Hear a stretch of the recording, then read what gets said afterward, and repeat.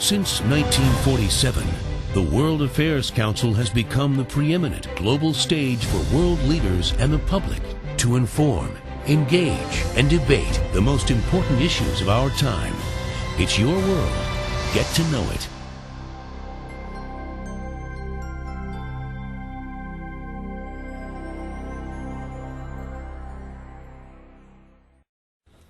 I think it is increasingly clear, at least to me it is, that the fall of the Shah was one of the pivotal events of the second half of 20th century.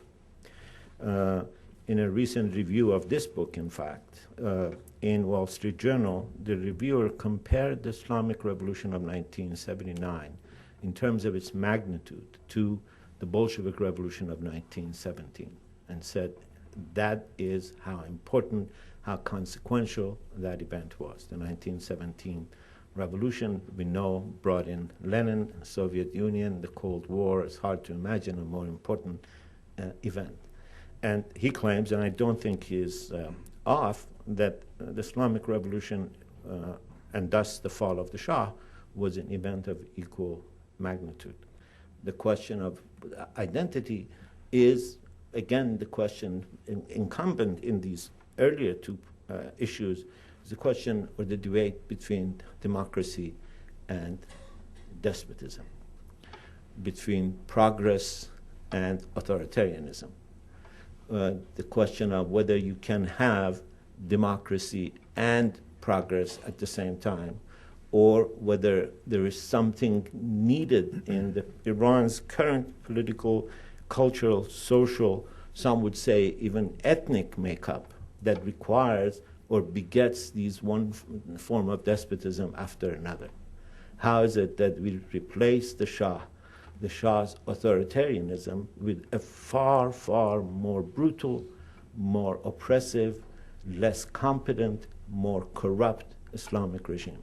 How was it that we got rid of one king to get someone who now has more power than any king ever had and also claims to speak for God, literally speak for God? Recently, one of his henchmen said, going against the words of Mr. Khamenei is going against God himself. And it is himself God. There's no he, she in their language. In Iran, in Shiism, God is man. And ladies have to just live with the fact that it is a misogynist cosmology. From 65 on, the Shah no longer needed this. In fact, from 74, it was the West that now needed the Shah's money. The Shah went on what the CIA called the lending binge. He gave away about $1.5 billion to almost anybody who came begging.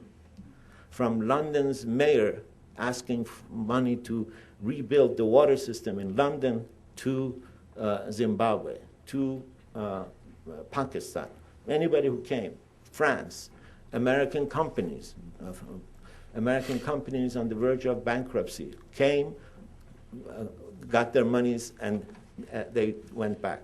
With this economic independence came political independence.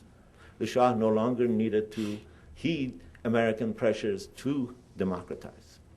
Moreover, Nixon had come to power in the United States. And Nixon had implemented what was called the Nixon Doctrine, and I argue in the book about the development of the doctrine and how Shah was very much influential in the development of the Nixon Doctrine. But the Nixon Doctrine basically said, give the Shah what he wants, sell him as much military as he wants, and don't bug him about democracy. And bugging the Shah about democracy is something that every U.S. administration, from Roosevelt to Carter, had done, with the exception of Nixon.